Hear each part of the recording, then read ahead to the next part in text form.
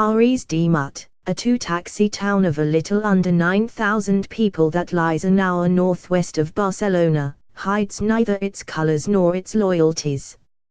Its hues are the red and yellow of the traditional Catalan Sierra flag, the red, yellow and blue of the separatist Estelada banner, and the many colors of the strings of laconic but insistent pennants that hang between the pollarded plane trees of the high street, each reading simply, yes.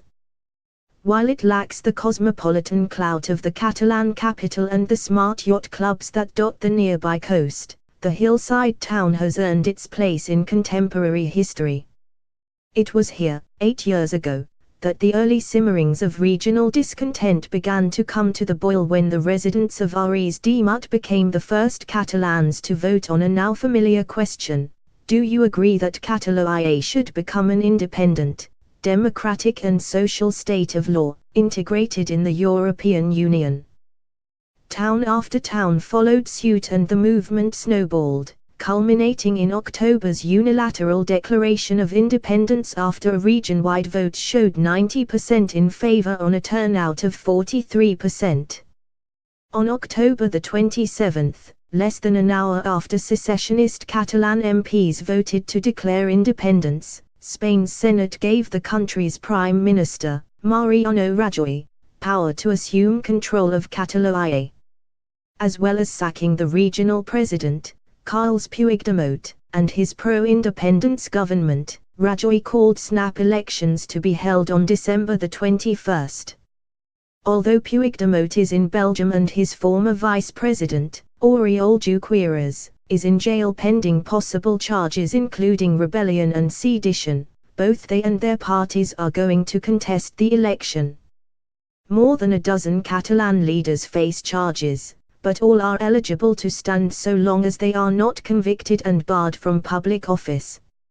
Among those also running are the Independents, centrist Ciutadans or Citizens Party, the Partit dels Socialistes de Catalunya, En Comú Podem Catalunya, En Comú Coalition, and Spain's ruling Conservative People's Party.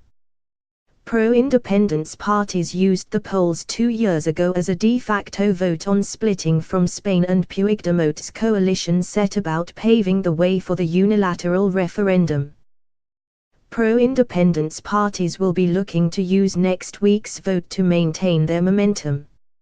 Opposition parties will be looking to capitalize on the frustrations of the roughly 50% of Catalans opposed to independence.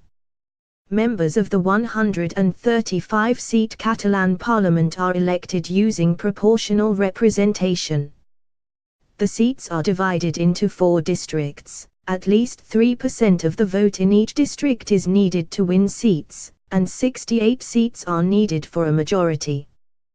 The electoral system is weighted in favor of less populated rural areas.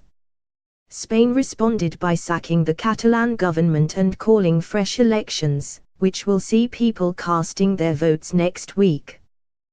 Polls suggest support for pro- and anti-independence parties is evenly split. Ares de Munt's pro-independence council remains deeply proud of the symbolic poll, in which 96% of people voted to leave Spain. "We're a small place, but the referendum really put us on the map," says Angel Valcorba, a councillor for the Catalan Republican Left Party, ERC.